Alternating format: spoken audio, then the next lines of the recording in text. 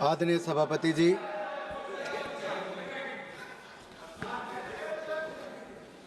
आज मैं राष्ट्र हित, राष्ट्र सुरक्षा और राष्ट्र स्वाभिमान के एक बहुत महत्वपूर्ण विषय पर बोलने के लिए उपस्थित हुआ हूं। मैं अपनी पार्टी का आभार प्रकट करता हूं कि जिन्होंने मुझे बोलने का अवसर दिया।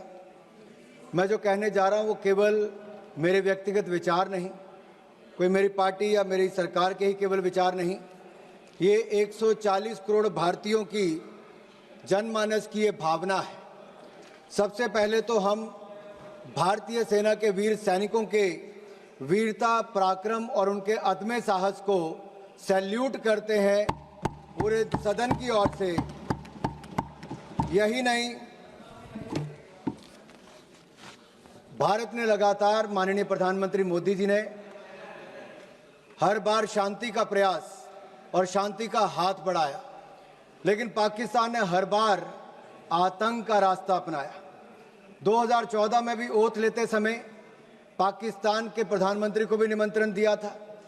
उसके बाद भी माननीय प्रधानमंत्री जी लाहौर गए, बगैर किसी सुरक्षा के गए, साहस और सही इरादों के साथ शांति के लिए गए थे। लेकिन बदले में क्या मिला? बार बार आतंकी हमले। और जो 22 अप्रैल 2025 को पहलगाम में हुआ,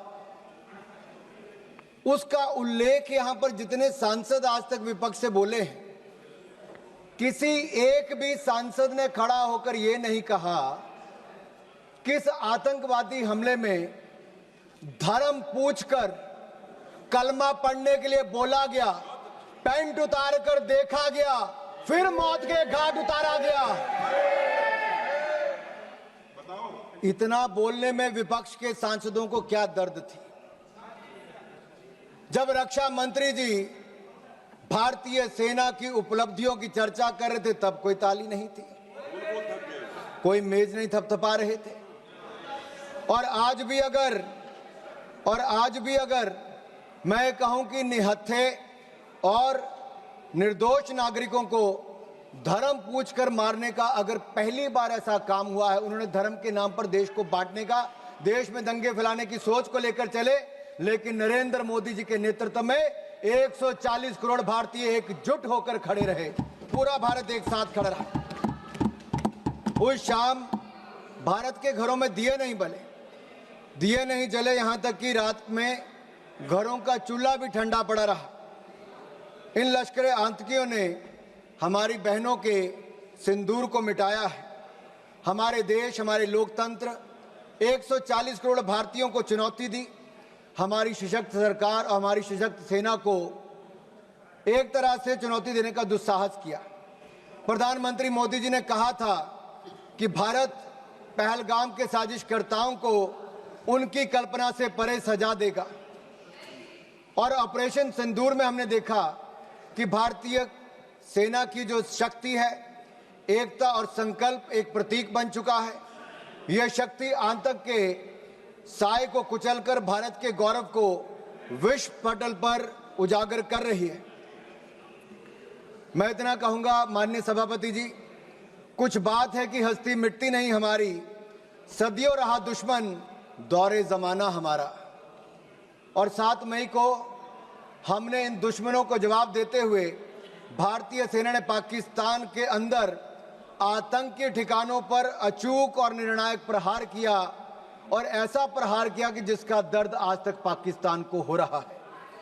25 मिनट में 9 आतंकी ठिकानों पर 24 ठीक प्रहार करके हमारी सेना ने 100 से अधिक आतंकियों और आतंकी ठिकानों को ध्वस्त करने का काम किया। एक ही झटके में जमींदोज करने का काम किया। यह भारत की त्रिशक्ति जल, थल, नभ का एक संगम था। हमने विश्व को साफ शब्दों में बता दिया कि भारत के विरुद्ध अगर कोई आतंकवाद की किसी घटना को अंजाम देगा तो हमला भारत पर हमला माना जाएगा, भारत के खिलाफ युद्ध माना जाएगा, और भारत इसे अपने तरीके से निपटेगा। और इसका करारा जवाब भी देखा। जो आंख उठाकर देखेगा उसको ऐसी दर्द दी जाएगी कि उसकी आने वाली पीढ़ियों को भी दर्द महसूस होती रहेगी। ये भारत का आतंकवाद के विरुद्ध शंखनाद था। ये अब भारत, मैं स्पष्ट करना चाहता हूं, भारत डोजियर नहीं, डोज देगा। अब भारत सबूत नहीं, आतंकी आकाओं को ताबूत भेजेगा। ये नया भारत है और ये नए भारत का this is the new normal of new India. This is PM Modi's zero tolerance policy towards terrorism. जब दूसरे दिन पाकिस्तान ने भारतीय सेना और हमारे सिविलियन ठिकानों पर हमला करने का प्रयास किया तो हमारी भारतीय सेना ने एक बार फिर पाकिस्तान के 11 एयरबेस पर हमला करते हुए उसको नेस्तनाबूद कर दिया। This was a strike on the 11 Pakistan air bases and it made it the graveyard of military defeat of Pakistan. मौका मिले तो आप अपने पड़ोसी मुल्क पाकिस्तान से पूछ लें कि भारतीय मिसाइलों ने कैसा कहर ढाया था। 2.5 महीने बाद भी रहीम खान एयरबेस पर आज बैलगाड़ी चलाने लायक भी नहीं बचे। वर्षों वर्षों तक अगर आपने सुना होगा तो ये कहते थे कि भारत से हजारों साल तक जंग लड़ते रहेंगे। गज़वे हिंद के मंसूबे पाले बैठे थे, ब्लीड इंडिया विद 1000 कट्स के मंसूबे पाले बैठे थे और ये मंसूबे पालने वाले 48 घंटे भी भारतीय सेना का मुकाबला नहीं कर पाए। भारतीय सेना ने ऐसा दर्द देने का काम किया है। और मैं विपक्ष के लोगों को कहना चाहता हूं, राहुल जी तक संदेश जरूर पहुंचा देना। भारतीय सेना वहां पर मारती है जहां सबसे ज्यादा दर्द होता है। Indian army strikes the enemy where it hurts the most, in mind, in might and on their map। उधर पाकिस्तान के जर्नल जिहादी बंकर में छिप गए थे। यहां तक कह दिया था कि पाकिस्तान में भूकंप आ गया है। अगर शक हो तो अपने प्रिय पाकिस्तान से पूछ कर देख लेना, जिसके कसीदे आप दिन रात पढ़ते रहते हो। और मुझ पर विश्वास नहीं तो जाकर उनके उप प्रधानमंत्री इशाक डार ने क्या बोला उसका मैं कोट यहां पर करना चाहता हूं। भारत की सेना हमें मार रही थी, हम बेबस थे, हमारे सामने सीज फायर का भीख मांगने के अलावा और कोई चारा नहीं था। आई अन कोट, ये किसी और ने नहीं, पाकिस्तान के उप प्रधानमंत्री का कोट है। We launched precision missile attacks on their safe houses, bunkers and training camps. They targeted our tourists, but we attacked terrorists. We didn't strike civilians. We strike the very heart of terror military nexus. We did not escalate. We have neutralized with precision, purpose and power. This is not a reaction. This is the doctrine and this is the new normal. मैं इतना ही कहूंगा, भारत की प्रधानमंत्री मोदी जी की ये zero tolerance policy towards terrorism आज पूरी दुनिया भर के लिए कड़ा संदेश है। इस भारतीय सेना के हमलों में लश्कर तैयबा हो, जैश ए मोहम्मद हो, हिजबुल मुजाहिदीन हो, इनके ट्रेनिंग सेंटर पर कड़ा प्रहार किया गया। यहां तक कि पाकिस्तान की जो हवाई सुरक्षा है, लाहौर, पसरूर, चुनिया, अफरीवाला के HQM missile service radar station नष्ट कर दिए गए। वायुसेना अड्डे चकलाला में हो, सरगोदा, रहीम यार खान, कराची, भोलाई वायुसेना अड्डों को नुकसान किया गया। लड़ाकू और अवकाश विमान नष्ट कर दिए गए। C2 प्रणाली को नुकसान किया गया। वायु रक्षा समन्वय को पंगु बनाया गया। 9 आतंकी, जिसमें जैश ए मोहम्मद से लेकर लश्कर के ठिकानों को तबाह किया गया। हमने 26/11 के हमले में जो कांग्रेस इंतजार करती रही कि शायद दुनिया की कोई और ताकत आपको परमिशन देगी, we will not wait for the permission, we will strike with precision. हमने किसी का इंतजार नहीं किया, हमने आतंकवादियों को उनके घर में घुसकर मारा है, चाहे वो एयर स्ट्राइक की बात हो, सर्जिकल स्ट्राइक की बात हो या ऑपरेशन सिंदूर की बात हो। यही नहीं, इन अटैक्स में हमने पाकिस्तान एयरफोर्स का लगभग 20% इंफ्रास्ट्रक्चर ध्वस्त कर दिया है। 11 एयरफोर्स को हमने मात्र 3 घंटे में नेस्तनाबूद कर दिया। पहली बार है कि दुनिया के किसी न्यूक्लियर कंट्री के एयरफोर्स के कैंप्स को नष्ट करने का काम किया तो भारतीय सेना ने वो भी करके दिखाया है। यही नहीं, 26/11 के हमले में जिस स्थान से उन आतंकवादियों को ट्रेनिंग दी जाती थी, उन आतंकवादी ठिकानों को भी हमने ध्वस्त किया, मोस्ट वांटेड टेररिस्ट को भी हमने मारा और उनके आकाओं को भी मौत के घाट उतारने का काम किया तो भारतीय सेना ने किया। केवल आतंकियों को ही नहीं, पाक भोलारी एयरबेस में 50 से ज्यादा लोग मारे गए, जिसमें पाकिस्तान स्क्वाड्रन लीडर उस्मान यूसुफ को भी और 4 एयरमैन को भी मौत के घाट उतारने का काम भारतीय सेना ने किया। यही नहीं, आपने तो उदार दिल दिखाकर इंडस वाटर ट्रीटी कर ली थी, जो पाकिस्तान के 4 लाख एकड़ जमीन को सींचता है। भारत का 80% पानी वहां पर चला जाता है। 23 करोड़ पाकिस्तानियों को पानी के पीने की व्यवस्था वहां से मिलती है। लेकिन मोदी जी ने कहा कि water and blood can't flow together, terror and talk can't go together, और हमने इंडस वाटर ट्रीटी को सस्पेंड कर दिया है। जो आप इतने सालों तक नहीं कर पाए, वो नरेंद्र मोदी की सरकार ने, नरेंद्र मोदी जी ने करके दिखाया है। यही नहीं, ऑपरेशन सिंदूर में विश्व ने भारतीय सेना का शौर्य देखा और हथियारों की मारक क्षमता को भी देखा है। Made in India weapons have one battlefield validation and India has displayed its cutting edge defense technology to the world.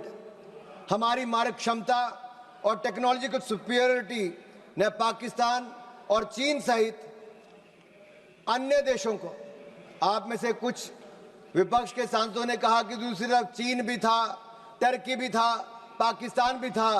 अरे ये स्पष्ट उदाहरण है आप सबके लिए, चाहे चीन था, टर्की था, पाकिस्तान था, अकेला भारत और भारतीय सेना तीनों पर भारी पड़ी है। यह दिखता है भारतीय मेक इन इंडिया प्रोडक्ट्स भी कैसे भारी पड़े हैं। और यही नहीं, मैं आज कहूंगा कि India's operation during operation Sindoor reflects 21st century evolution of aerial decoys and psychological dominance. This is just not warcraft, it is Minecraft. India has displayed a textbook case of aerial combat. इस कार्रवाई को सैन्य इतिहास में text book precision warfare कह रही है। Thailand air force university इसे सैन्य रणनीति की टेक्स्ट बुक में शामिल करने की बात कह रही है। दुनिया इसे text book counter terrorism doctrine के रूप में देख रही है। और एक ऑपरेशन सिंदूर से आज दुनिया भर में पता चल गया कि भारत की ताकत क्या है और जो आज के वॉरफेयर में भारत की नई टेक्नोलॉजी ने कैसे काम किया है। आप पूछ रहे थे पिछले 10 सालों में क्या हुआ। दीपेंद्र हुड्डा जी कह रहे थे कि भारतीय सेना के बजट को क्या हुआ डिफेंस के। माननीय निर्मला सीतारमण जी यहां पर है, रक्षा मंत्री जी हैं, पूर्व रक्षा मंत्री भी हैं, आज वित्त मंत्री हैं, राजनाथ जी हैं, रक्षा मंत्री हैं। मोदी सरकार में 2.5 लाख करोड़, आपके समय 2013-14 में डिफेंस बजट था, 2.5 लाख करोड़ से बढ़कर 6,22,000 करोड़ रुपया बजट कर दिया है। अरे आप 6,81,000 करोड़ रुपया बजट कर दिया है, दुगने से ज्यादा कर दिया, 3 गुना कर दिया है। और आप अपने गिरेबान में झांक कर देखिए, 10 साल आपने सेना को बुलेट प्रूफ जैकेट तक नहीं दी। नरेंद्र मोदी जी की सरकार में मात्र 3 सालों में 2 lakh bullet proof jacket make in India बनाकर हमने दी है। आपने 10 सालों में नहीं, 30 सालों में आपने 1 रैंक 1 पेंशन नहीं दिया। नरेंद्र मोदी जी की सरकार ने 1 रैंक पेंशन की मांग को भी पूरा किया है। और यही नहीं, मैं आपको बताना चाहता हूं, अटल जी की सरकार में देखिए, आपके समय 48 में, 62 में, 65 में, 71 की लड़ाइयां हुई, लेकिन सेना के जवानों का पार्थिव शरीर उनके घरों तक नहीं जाता था। अटल बिहारी वाजपेयी जी की सरकार बनी, तब जाकर पार्थिव शरीरों को उनके घर तक पहुंचाने का काम किया। तो अटल बिहारी वाजपेयी की सरकार ने, भारतीय जनता पार्टी की सरकार ने किया। और धर्मेंद्र जी, मैं इतना जरूर कह दूं, अरे मैं तो हिमाचल प्रदेश से आता हूं। हिमाचल प्रदेश राज्य छोटा है, लेकिन सेना में बड़ा योगदान है। अगर देश को पहला परमवीर चक्र विजेता किसी ने दिया तो मेजर सोमनाथ शर्मा हिमाचल प्रदेश ने दिया है। कारगिल युद्ध में अगर 52 शहादत सबसे ज्यादा हुई तो हिमाचल प्रदेश की हुई। 4 परमवीर चक्र विजेता हुए थे, उसमें से 2 कैप्टन विक्रम बत्रा, राइफलमैन संजय कुमार भारत हिमाचल प्रदेश से हुए हैं सर। माननीय सभापति जी, मैं इतना कहना चाहता हूं, आज नरेंद्र मोदी जी की सरकार में हमने अपना एक्सपोर्ट 34 गुना बढ़ा दिया है। 686 करोड़ से बढ़कर लगभग 24,000 करोड़ हो गया। हमारी defence manufacturing, defence production 1 lakh crore एक साल की पार कर गई और 193 हमने नए कॉन्ट्रैक्ट 2,09,050 करोड़ के एक साल में करके दिखाए और 100 देशों को डिफेंस प्रोडक्ट भारत देने का काम करने जा रहे। यही नहीं, लेकिन आपको डर तो होगा ही, क्योंकि जब मैं आपके सवाल खड़ा कर रहा हूं तो आपके पास उसका कोई जवाब नहीं है। मैं आपसे इतना जरूर पूछना चाहता हूं कि आखिरकार जब सेना की और सैन्य क्षेत्र में हमारे उपलब्धि की बात आती है तो आपके होंठ सिल क्यों जाते उनकी तारीफ करते हो? कितने युद्ध देश ने देखे, लेकिन इस लड़ाई में मैं कहना चाहता हूं, भारत ने ना एक सैनिक खोया है, ना एक सैनिक खोया, ना एक सैनिक शहीद हुआ, ना युद्ध हुआ, लेकिन फिर भी हमारी विजय हुई, शोर भी नहीं हुआ, सिंहनाद की गूंज उठी है। ये भारत ने करके दिखाया है। मोदी जी की नीति और सेना की रणनीति काम आई है। प्रधानमंत्री मोदी जी के बारे में ये कहूंगा, जब वो मुख्यमंत्री भी नहीं थे, उस समय हिमाचल के प्रभारी थे। कारगिल के युद्ध में वो उस समय भी सेना के जवानों का हाल पूछने कारगिल गए थे, और जब से वो प्रधानमंत्री बने हैं, हर दिवाली सेना के जवानों के साथ मनाने का काम प्रधानमंत्री मोदी ने किया है। सेना को सशक्त भी किया। और मैं एक बात कहूंगा, एक और भारत की सेना पाकिस्तान को कड़ा जवाब दे रही थी, लेकिन दूसरी ओर आप लोग क्या कर रहे थे? राहुल गांधी जी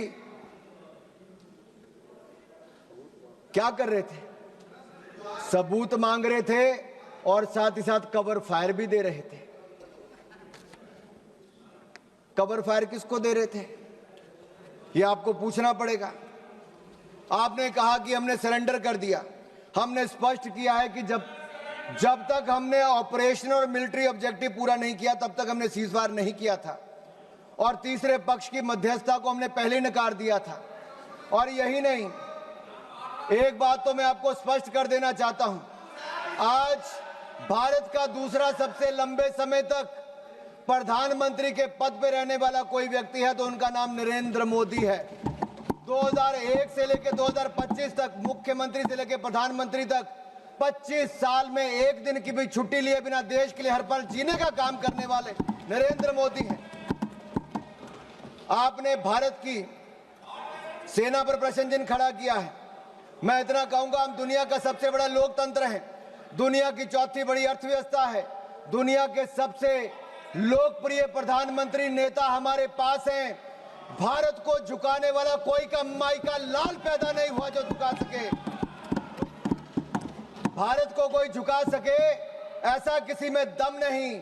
भारत से विश्व है, हम किसी से कम नहीं, हम किसी से कम नहीं। आदरणीय सभापति जी, भारत 2.5 मोर्चे पर लड़ाई लड़ रहा था। 2 मोर्चे तो सबको पता है, लेकिन ये जो आधा मोर्चा है ना, उस आधे मोर्चे में एक राहुल ऑक्युपाइड कांग्रेस भी है। राहुल ऑक्युपाइड कांग्रेस क्या, मैं बताऊंगा।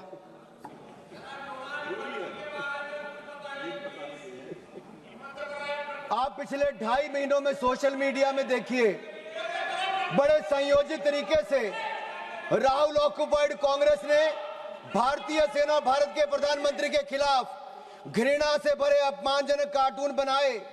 इसी कांग्रेस पार्टी ने, राहुल ऑक्युपाइड कांग्रेस ने आर्मी चीफ को सड़क का गुंडा कहने का काम किया।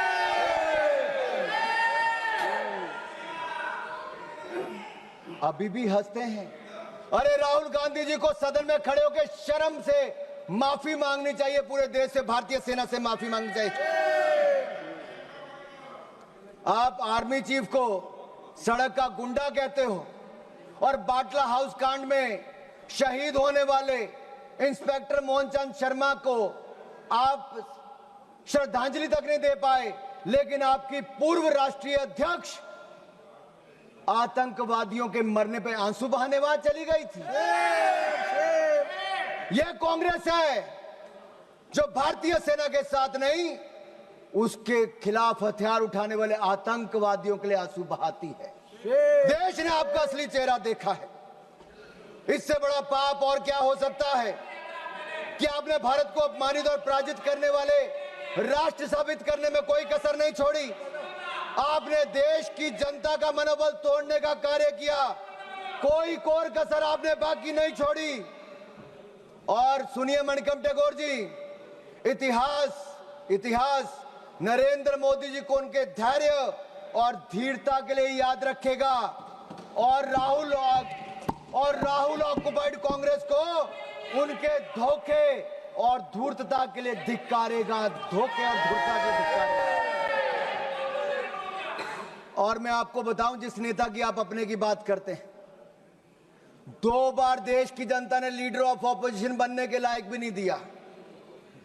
एक बार तो अमेठी की जनता ने हरा दिया, और अगर रो धोकर लीडर ऑफ ऑपोजिशन बन भी गए तो मैं कहना चाहता हूं वो एलओपी से एलओबी बन गए हैं। किरण जी पूछ रहे एलओबी का ही है भाई, पार्लियामेंट्री अफेयर मिनिस्टर को तो मुझे बताना पड़ेगा। एलओपी लीडर ऑफ ऑपोजिशन से एलओबी लीडर अपोजिंग भारत बन गए हैं। उनके एजेंडे पे केवल भारत का विरोध है, भारतीय सेना का विरोध है, और भारत के प्रधानमंत्री का विरोध करना ही लिखा है।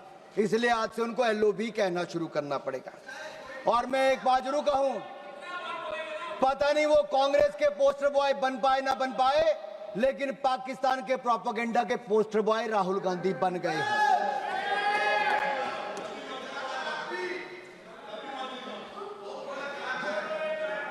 आपकी दुआ स्वीकार हो। अब माननीय सभापति जी, आज सदन ने ऑपरेशन सिंदूर पर चर्चा करनी थी, लेकिन कांग्रेस के नेताओं में होड़ लगी थी कि कौन पाकिस्तान का सबसे सगा, सबसे प्रिय उभर कर सामने आए। और एक पूर्व गृह मंत्री ने जो कल इंटरव्यू दिया, उस इंटरव्यू में साफ देखने को मिलता है, वो कहते अगर पाकिस्तान का हाथ इसमें नहीं दिखता है तो आप कैसे कहते हो कि पाकिस्तान से टेररिस्ट आए थे। ये लोग कभी हिंदू आतंकवाद कहते हैं, कभी पाकिस्तान को बचाने के लिए आते हैं। कांग्रेस पार्टी में पाकिस्तान के इतने बड़े बड़े एडवोकेट आज हैं कि पाकिस्तान अपनी पैरवी बाद में करता है, कांग्रेस के नेता उनकी पैरवी करने के लिए पहले खड़े हो जाते हैं। और मैं इतना जरूर कहूंगा, पाकिस्तान सेना और पाकिस्तान सरकार लश्करे राहुल के बयानों को अपने पक्ष में इस्तेमाल कर रही है। पाकिस्तान सेना और पाकिस्तान सरकार लश्करे राहुल के बयानों को अपने पक्ष में इस्तेमाल कर रही है। और यही नहीं, पाकिस्तान सेना के प्रोपेगेंडा वीडियो में कांग्रेस पार्टी के राष्ट्रीय अध्यक्ष उनके बयान को लेकर पूरी दुनिया भर में दिखाया जा रहा है। मुझे पहले लगता था इनको दिक्कत मोदी जी से है, लेकिन अब मुझे पूर्ण विश्वास है इनकी दिक्कत मातृभूमि से भी है। और कहने को तो आईएनसी है, लेकिन आईएनसी अब इनके बयानों और इनके तरीकों से यही लगता है ये अब कहीं इस्लामाबाद नेशनल कांग्रेस बन गई है। क्योंकि पाकिस्तान द्वारा फैलाए गए झूठे नैरेटिव और आड़ के पीछे आप रुक रहे हैं। कांग्रेस आइडिया ऑफ डिप्लोमेसी यही रहा, माननीय सभापति जी। और मैं जो कह रहा हूं मैं उसको ऑथेंटिकेट करने के लिए तैयार हूं। कांग्रेस आइडिया ऑफ डिप्लोमेसी क्या था? इनका केवल डोजियर तैयार करने का था, डिनर खिलाने का था, डिसीजन करने का नहीं था। नहीं तो 26/11 के हमले के बाद ये लोग 26/11 हमले के बाद ये शायद कुछ कार्रवाई करते, उन्होंने कुछ नहीं किया। ये पाकिस्तान को उनकी भाषा में जवाब देते, लेकिन नहीं दिया। राहुल गांधी जी क्या करते रहे, मैं आपसे पूछना चाहता हूं। मैं पूछता हूं आपसे, पूरे ऑपरेशन सिंदूर में श्रीमान राहुल गांधी जी का सबसे ज्यादा रुचि ये जानने में थी कि भारत के कितने विमान मार गिराए। उनका एक बयान भी ऐसा नहीं है जहां उन्होंने जानने की कभी कोशिश की हो कि हमारी सेना ने, हमारी वायुसेना ने पाकिस्तान में कितनी तबाही मचाई है, पाकिस्तान के कितने आतंकवादियों को मार दिया है, पाकिस्तान के कितने आतंकवादी ठिकानों को तबाह किया है, उनके कितने डिफेंस सिस्टम को खत्म किया है, उनके कितने एयरबेस उड़ाए हैं, पाकिस्तान को कितनी हानि पहुंचाई है। इसमें राहुल जी का कोई इंटरेस्ट नहीं था, मात्र इंटरेस्ट था भारत के कितने विमान गिराए गए। आखिर ये जानकारी वो किससे साझा करना चाहते थे? जिनके हाथ रक्षा दलाली में रंगे रहे हों, अब किसके लिए दलाली करना चाहते हैं ये मुझे पता नहीं। और मैं तो इतना ही कहूंगा, जुबान पर पाकिस्तान, दिलों में साजिश पलती है। ऐसे लोगों की वजह से ही तो चिताएं जलती हैं। देश को लूटकर जो अपने महल बनाते हैं वो इतिहास में गद्दार कहलाते हैं, गद्दार कहलाते हैं। ऑपरेशन सिंदूर पे मैं कहूंगा हमारी सेना ने तो किया, वो दुनिया ने देखा, लेकिन उसके ठीक बाद प्रधानमंत्री मोदी जी आदमपुर एयरबेस पर गए और अपनी सेना का मनोबल बढ़ाने का काम भी किया। तो नरेंद्र मोदी जी ने किया। फेक प्रोपेगेंडा चलाया जा रहा था कि आदमपुर एयरबेस खत्म कर दिया। अगर खत्म हो गया तो प्रधानमंत्री कैसे उतरते? S-400 पीछे खड़ी दिखती थी, आपकी आंखों में, आपके चश्मे नहीं दिख रही होगी, दुनिया ने देखा है। यही नहीं, मैं आपको यह कहना चाहता हूं, न्यू रूल ऑफ एंगेजमेंट में हमने तय कर दिया है कोई भी आतंकवादी घटना को एन एक्ट ऑफ वॉर माना जाएगा। मैडम मैं 5-7 मिनट और लूंगा, मेरे जो टाइम मुझे पार्टी ने दिया ये 5-7 मिनट। किरण जी भी यहां पर हैं। और न्यूक्लियर ब्लैकमेल की जब बात चलती है, अटल बिहारी वाजपेयी जी ने भी स्पष्ट कर दिया था और नरेंद्र मोदी जी की सरकार ने तो कह ही दिया है। हमने एस्केलेशन भी नहीं की, हमने केवल आतंकवादी ठिकानों को प्रहार किया। लेकिन जब पाकिस्तान ने हमारे सेना या सिविलियन ठिकानों पर प्रहार करने का प्रयास किया तो हमने ऐसा जवाब दिया है कि कांग्रेस नहीं, पाकिस्तान सदा याद रखिए, गलती से। मैं जहां तक सिंधु डैम की बात है, इंडस वाटर ट्रीटी को हमने सस्पेंड किया है। आपके कुछ नेताओं ने कहा, जो आपकी गठबंधन में सरकार में थे, उन्हें कहा पानी दे देना चाहिए पाकिस्तान को। प्रधानमंत्री मोदी ने कहा सिंधु में पानी और खून, सिंधु नदी का पानी और खून एक साथ नहीं बह सकते। तुम हमारा खून बहाओगे, तुम्हें पानी नहीं पिलाएंगे। मैं इतना जरूर कहूंगा, पाकिस्तान चाहे जितना मर्जी सिर पटक ले, नाक रगड़ ले, सिंधु डैम के गेट नहीं खुलेंगे, नहीं खुलेंगे। आदरणीय सभापति जी, जो प्रतिनिधि मंडल माननीय प्रधानमंत्री मोदी जी ने दुनिया भर में भेजे, वो 7 प्रतिनिधि मंडल में एक मुझे भी जाने का अवसर मिला। सुप्रिया जी हमारा नेतृत्व कर रही थी। और मैं सदन में एक बात जरूर कहना चाहता हूं, ये जो प्रतिनिधि मंडल थे, ये किसी दल या किसी विचारधारा का प्रतिनिधित्व नहीं कर रहे थे, हम राष्ट्र का प्रतिनिधित्व कर रहे थे। हमारे मत अलग हो सकते हैं, हाँ, हम में मतांतर हो सकता है, मत भिन्नता हो सकती है, मन का भेद हो सकता है, लेकिन जब राष्ट्र का प्रश्न हो तब हम एक हैं, हम एक मत हैं, हम भारत के पक्ष में हैं, हम सबके लिए राष्ट्र सर्वोपरि है। और मैं कह सकता हूं कि 7 के 7 प्रतिनिधि मंडलों में किसी भी दल का कोई भी सांसद होगा, उसने दलगत राजनीति से ऊपर उठकर देश की बात की। आज पूरे सदन की ओर से मैं उनका धन्यवाद करता हूं, उनको नमन करता हूं। हम सिर्फ 5 मिनट में खत्म कर रहे हैं। एक मिनट में कर लीजिए। मेरा 2 पॉइंट इंपॉर्टेंट है, इसको लेना जरूरी है। सिर्फ 2 पॉइंट इंपॉर्टेंट, एक इसमें हमने हासिल क्या किया और दूसरा सरेंडर विषय है। मैं इतना कहूंगा, अंतर्राष्ट्रीय मंच पे हम किसी का साथ लेने नहीं गए थे।